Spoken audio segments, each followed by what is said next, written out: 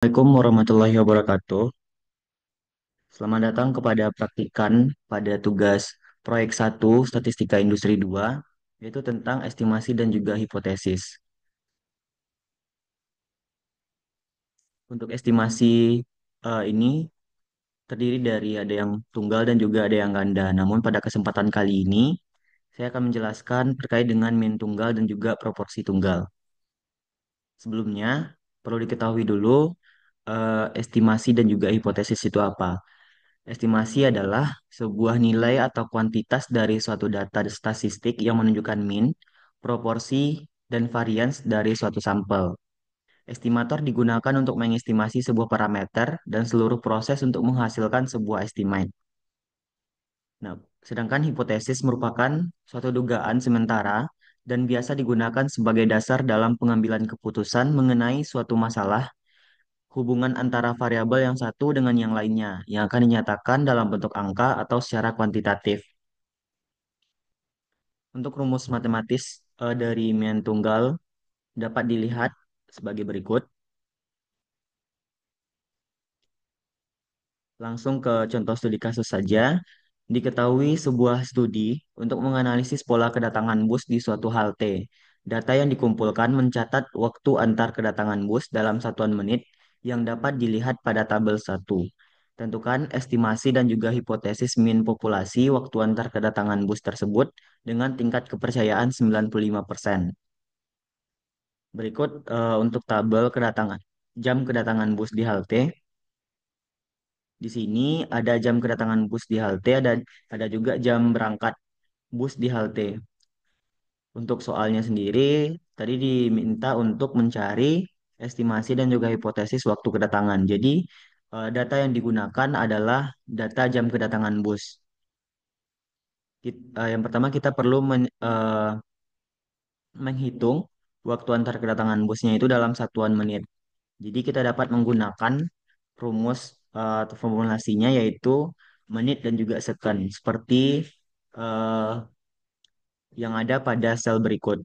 Rumus ini berguna untuk menghitung selisih antar waktu antara dua waktu dalam dua sel. Jadi kita harus samakan dulu formatnya menjadi menit atau satuannya menjadi menit. Setelah mendapatkan nilai dari masing-masing waktu antar kedatangan bus 2 dan juga bus satu, bus 3 dan juga bus 2, kita perlu menghitung parameter yang akan digunakan dalam menghitung estimasi pada main populasi ini. Yang pertama ada jumlah data. Untuk menghitung jumlah data, kita bisa menggunakan formulasi count dan didapatkan jumlah data sebanyak 23. Di sini juga ada simpangan baku atau standar deviasi, didapatkan 2,74.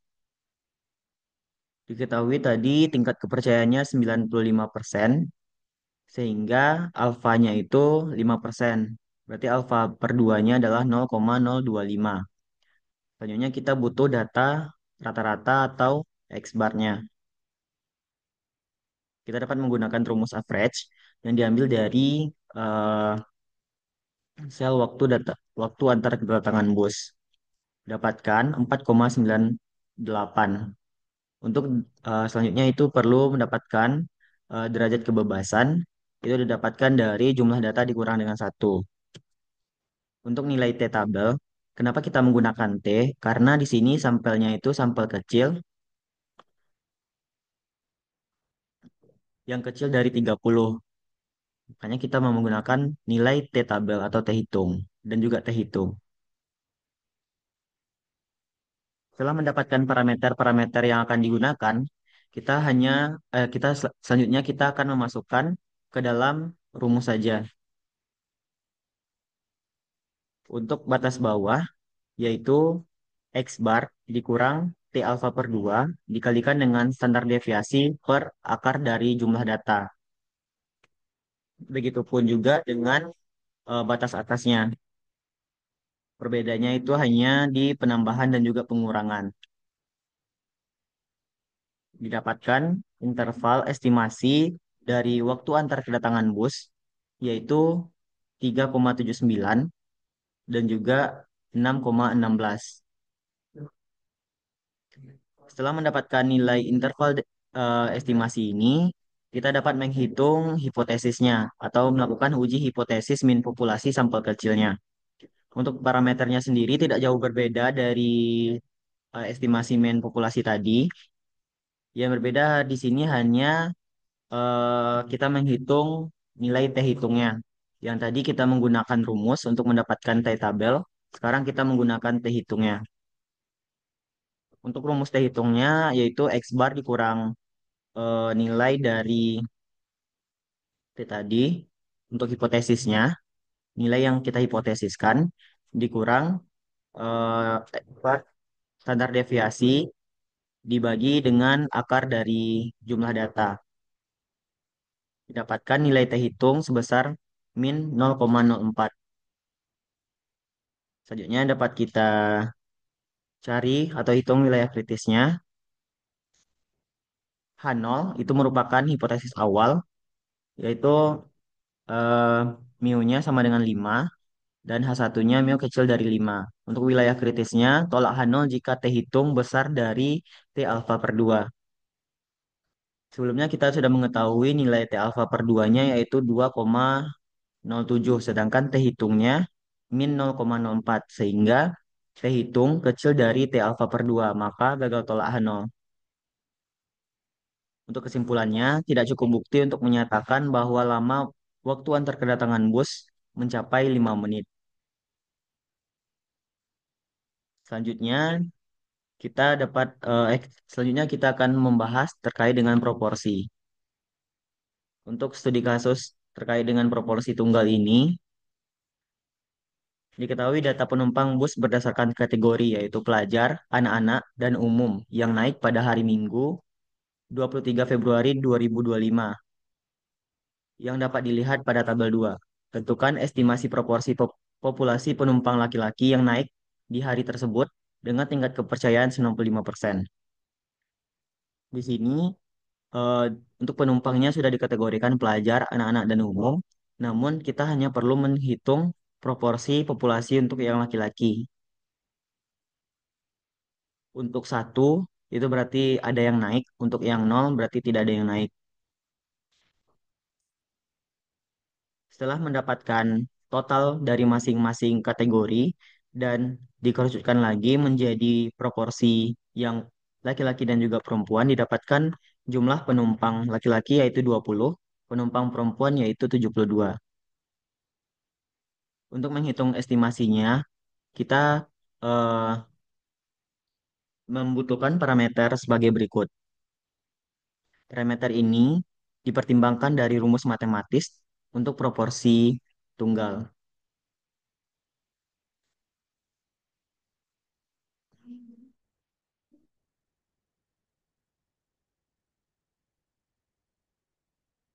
Untuk jumlah data atau N-nya adalah gabungan atau penambahan dari penumpang perempuan dan juga penumpang laki-laki. Selanjutnya kita perlu menghitung yang jumlah laki-lakinya itu sebanyak 20. Selanjutnya untuk standar deviasi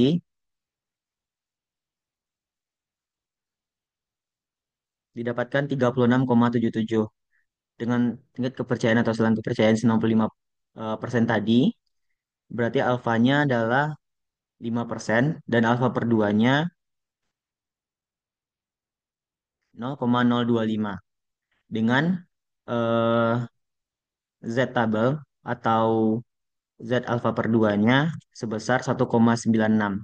Kenapa sekarang kita menggunakan tabel Z? Karena jumlah data kita itu besar dari 30 atau kita menggunakan sampel besar.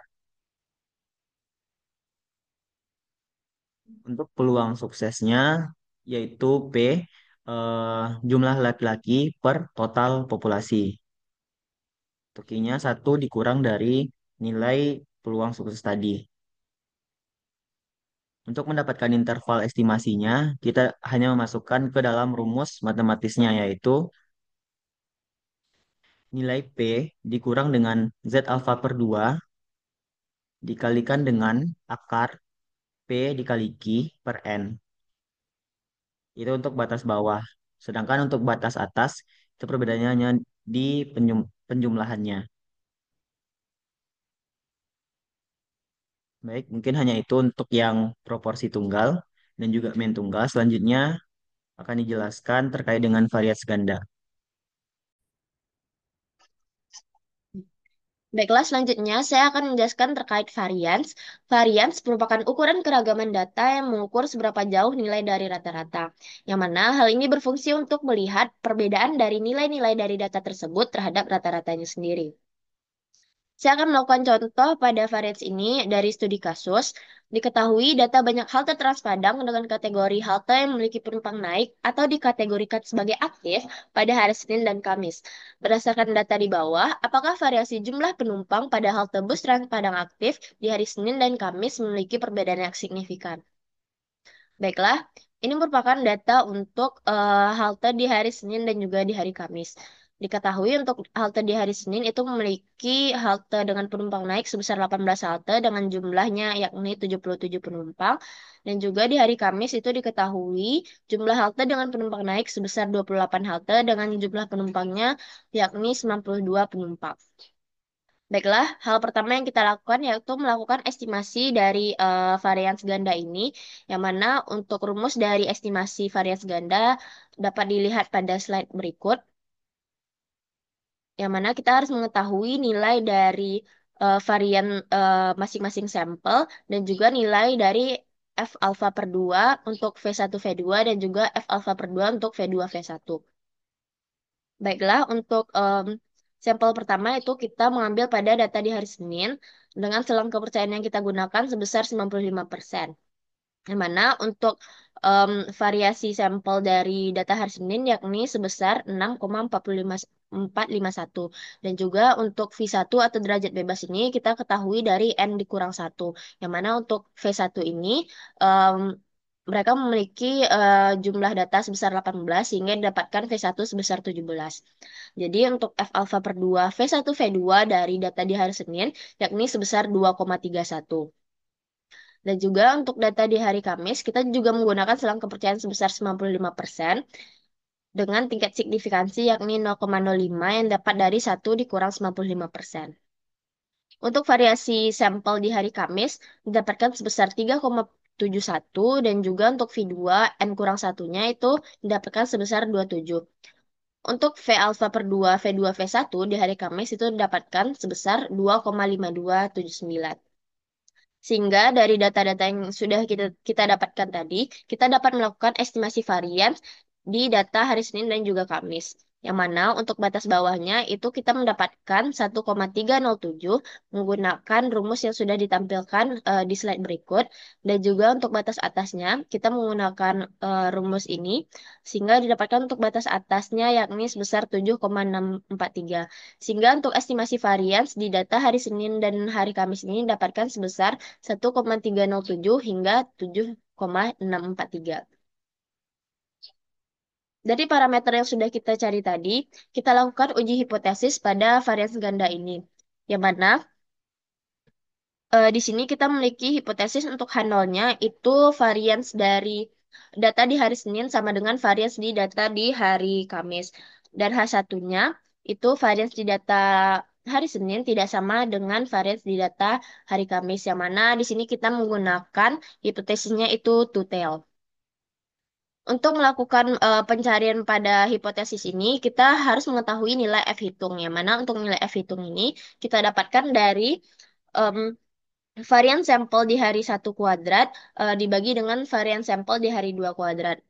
Sehingga kita dapat melakukan perhitungan dari parameter yang mana untuk S1 kuadrat kita bisa melakukan kuadrat dari parameter yang sudah kita cari tadi, yakni untuk S1 kuadrat itu sebesar 41,624 dan untuk S2 kuadrat itu sebesar 13,77 dengan derajat kebebasan untuk V1 itu sebesar 17 dan V2 itu sebesar 27.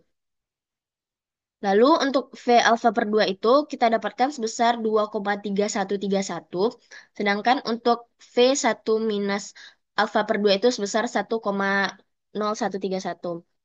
Sehingga dari parameter yang sudah kita dapatkan tadi, kita dapat mencari F hitung dengan melakukan pembagian dari S1 kuadrat dibagi dengan S2 kuadrat. Sehingga F hitung dapatkan sebesar 3,02. Dari hipotesis yang sudah kita tetapkan tadi, ditentukan bahwa wilayah kritisnya itu tolak Hanol dan terima H1 jika F hitungnya lebih dari F alfa per 2 atau F hitungnya tuh kurang dari F1 minus alfa per 2. Yang mana setelah kita lakukan pencarian atau kalkulasi tadi, kita mendapatkan F hitungnya itu sebesar 3,02. Lalu diputuskan bahwa nilai F hitung itu lebih dari F alfa per 2, sehingga H0-nya ditolak. Kesimpulan yang kita dapatkan bahwa cukup bukti untuk menyatakan varians penumpang yang naik bus Transpadang pada hari Senin dan Kamis memiliki perbedaan yang signifikan. Yang mana hal ini dapat kita lihat pada grafik di bawah. F hitung kita tadi pada 3,02 sehingga ini termasuk pada wilayah tolak atau wilayah yang berada pada daerah merah ini. Sehingga keputusannya tadi H0 ditolak dan H1 diterima. Baiklah, sekian untuk penjelasan terkait materi Statin 2 pada hari ini. Mohon maaf jika ada kesalahan dan terima kasih.